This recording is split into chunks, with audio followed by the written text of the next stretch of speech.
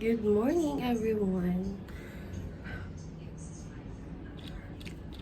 Just woke up.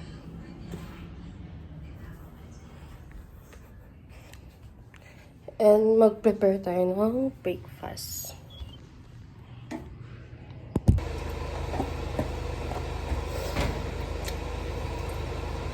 From matcha to almond.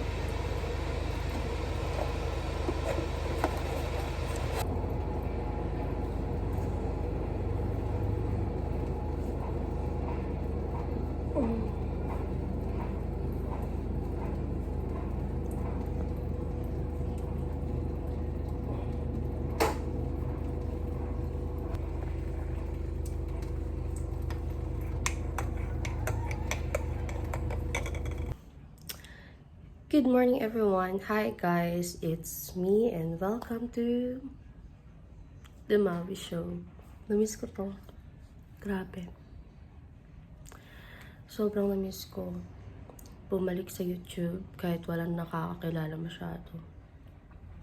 Gusto ko kasi na maging part or maging part ng buhay ko ngayon tong YouTube ko.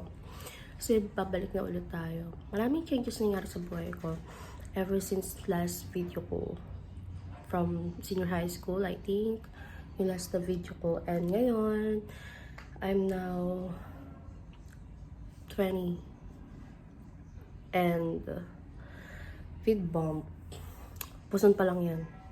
Maliit pa siya. Ayun. Na-excite ako. Ayoko na kasing i-prone yung utak ko, yung mindset ko, yung ayoko na i-absorb yung mga negative. Kaya gusto ko maging happy ako sa life ko. Kasi gusto ko yung, masaya ako na nag-share ako eh. Masaya ako na dito ko tinutuon yung yung mindset ko ngayon. Yung pagiging happy ko kasi I have my baby. And despite of what I'm been through this past few months from July. Talaga. Kaya gusto ko talaga na naging magandang start to ng journey ko as entering a motherhood journey. Kahit ako nagulat din. And I was so scared at first. Sobrang scared ko. I don't know what I'm going to do. Kasi oo na, I'm too young. Pero wala magagawa yun eh. Hindi ito na eh. And I wanna keep and love as much sobrang pagmamahal lang gusto ko ibigay sa baby na to. Na hindi maibigay now. Basta yun eh. And ayun, thank you so much sa friends and some of my family na andito. Ano na naman? So, ayun, balik tayo guys. Tinapos na namin yung breakfast and ayun na nga, nandito kasi ako sa house ng friend ko. And nandito kasi yung work ko, kaya nandito ako. Thankful na lang ako kasi wala mang... Ang hirap kasi magbitaw ng words eh, pero alam nyo na, wala mang fucking shit na partner sumusuporta sa journey ko ngayon. Is I'm so lucky to have my friends and some of my families na niimbyer na pa rin ako at kinakausap pa rin ako. Di ako tinitigilan. Sobrang thankful ako na meron akong sila na nandito sa likod ko ngayon. And ngayon, gusto ko talaga na i-share dito yung magiging journey ko. Kasi mag-isa lang ako eh. Mahirap yung wala akong ilalabas, wala akong nagiging habit para mawala yung stress ko, mawala yung pag-iisip ko mawala yung sama ng loob ko. Ayun, kasi ayoko maglihi sa sama ng loob kasi alam niyo naman, mahirap yun, di ba? Mahirap maglihis sa sama ng loob. At, ayun. So, ngayon, 7 weeks na ako. And nung nagpa-check ako, this was 6 weeks and 6 days siya nun. Tara! Here's my baby. Alam niyo ba, share ko lang. Totoo pala yung kapag nandun ka sa ultrasound, habang tinitingnan yung monitor, wala pa sinasabi yung doktor, pero alam mo na. Ayun, totoo pala siya na scary. Tapos, ano ba yun? Parang nagpa-flash back lahat. I mean, hindi naman lahat. Ano lang, parang nag-slow mo yung moment ng buhay ko nung nakita ko to. Yan. So, yun. Kaya pala hindi ako dinudugo. Wala akong spotting, ganyan. Kasi, healthy yung baby ko. Tapos, normal yung heartbeat. So, healthy nga siya. Thankful ako sa sarili ko kasi hindi ako nagpabaya.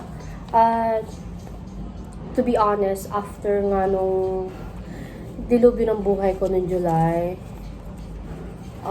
ayun, nag-focus talaga ako sa sarili ko noon, sa studies ko.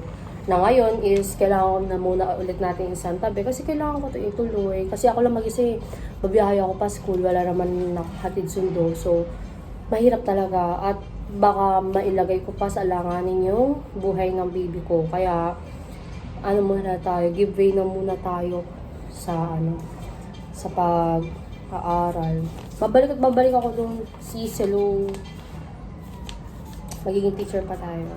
Sa ngayon, push na lang muna natin na mabigyan ng magandang panganganak ng baby ko. Kasi malaki-laking pera yun. Tapos, ako lang naman mag-isa. Una sa lahat, hindi ko kailangan ipagmakaawa sa'yo.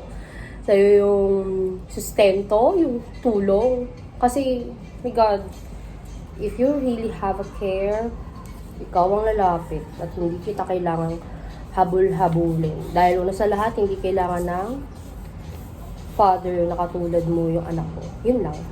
So, ayun. Then, ayun, nakapagpa-check up na nga ako. Ang ano ko lang ngayon is I have, buti na lang inactive yung asthma ko. So, hindi siya ganun ka-affect.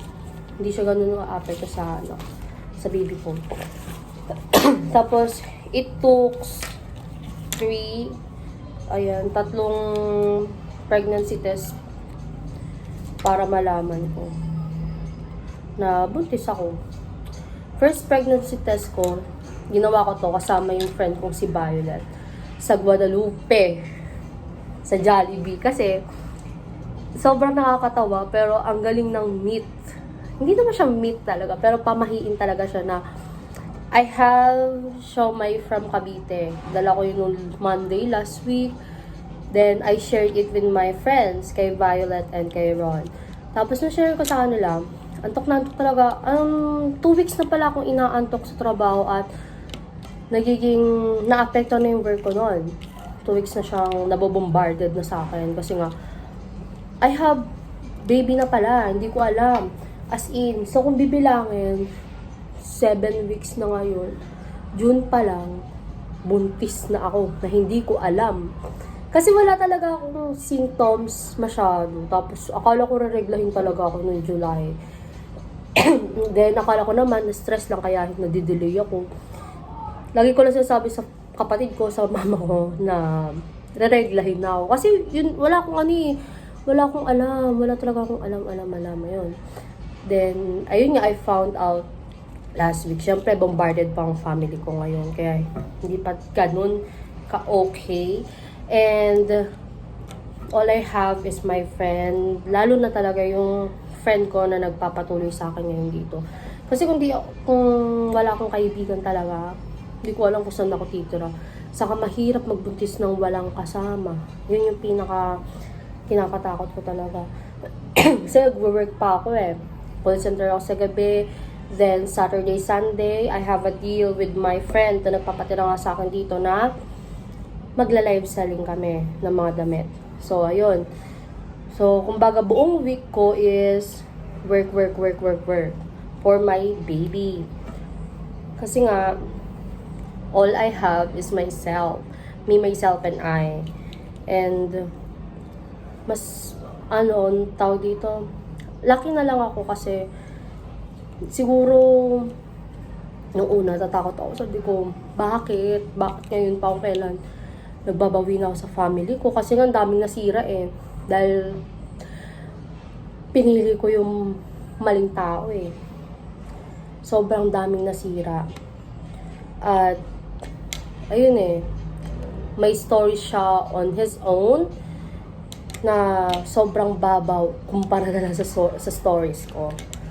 At hindi ko na siya medyo judge nun. Wala na akong pake kung maniniwala kayo sa akin o sa kanya kasi, fuck.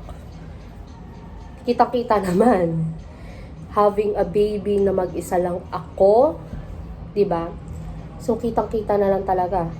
And hindi ko na kailangan magpaliwanag pa ng marami kasi gusto ko nga ngayon is to focus on positive, good vibes, and maging okay tong journey ko na to. Kasi nga, pag ako nagpa-stress, pumitik ako ng pumitik, pumatol ako ng pumatol sa mga shit, hindi ko kakayanin na mawala ng baby. Kasi alam mo, naniniwala ako sa gift ni Lord na hindi niya ibibigay ito kung walang dahilan. At sobrang blessing. Kasi siguro, sana maging totoo yun na di man ako minahal ng ganun or hindi man binigay sa akin yung yung love na deserve ko. Kasi sobra kong magmahal, as in, sobra. Alam ng mga friends ko yan. Sobrang pagmamahal ko talaga. Siguro, bibigyan niya ako ng Prince Charming talaga ngayon. Na yun yung mamahal sa akin ng buong-buong. Hindi ako iiwan. At lahat titiisin. I mean, hindi naman lahat. As in, yung tipong bibigay din lahat sa akin the way I give and the way I love. Sana bigay ni Lord na Prince Charming. Kasi ang hirap, parang sa buong buhay ko wala akong naging kakampi. I have kakampi, family, I have before partner ko, ganyan. Pero hindi eh. Iba yung kakampi na nag-iisang umaalalay sa'yo, supportahan ka. Yung buong buo as in. Hindi ko siya maipaliwanag eh. Kasi you know what I mean na lang. Kaya, baka ito na yung binigay niya sa akin ni Lord. At sobrang blessing na tinanggap to. Wala akong ibang desisyon kundi, oh my God, thank you Lord. Tutuloy ko to. Kasi may iba, yun nga, sigurado ko na ba, ganun ako ng mga ibang friends. Pero fuck, binigay ito ni Lord na my biggest blessing to. Naniniwala ako dun. Kaya, thank you to my friends, sa mga sumusuporta sa akin, sa mga tita ko. Yung tita ko talaga na nakausap ko, you know what I mean. Pasensya na kung pumipitik ako ngayon kasi nga, yung hormones ako sis. Kahit magtalo tayo na magtalo, di ka mananalo sa akin, ganoon. Pero yun, I'm so happy and sobrang gusto ko talaga na i-share itong journey ko na to with you all. Ayun lang. Sana nagustuhan niyo lang yung story. Hindi yung story, oh my God. Basta yun, looking forward ako sa mga susunod na videos and sa journey ko, lalo na check up. Saka share ko lang din, first check up ko na nakaramdam ako ng galit saka inggit, gano'n.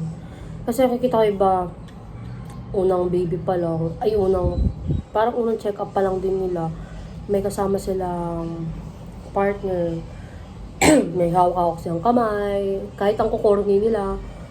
Pero alam mo yun, yung iba kasi yung pakiramdam ng mag-isa ka lang habang nagpapa-check up, na walang maalala sa'yo. Pero, my God, hindi ko kailangan ng partner. Fuck you. Ganon. Kaya ko sarili ko. Kaya namin to ng baby ko. Ayun. Yun lang. Pero, ayun, looking forward na lang tayo sa good vibes and positive journey of my pregnancy and entering motherhood. Yun lang naman. So, yun lang. Bye-bye. Thank you so much and hope you like this video. Bye.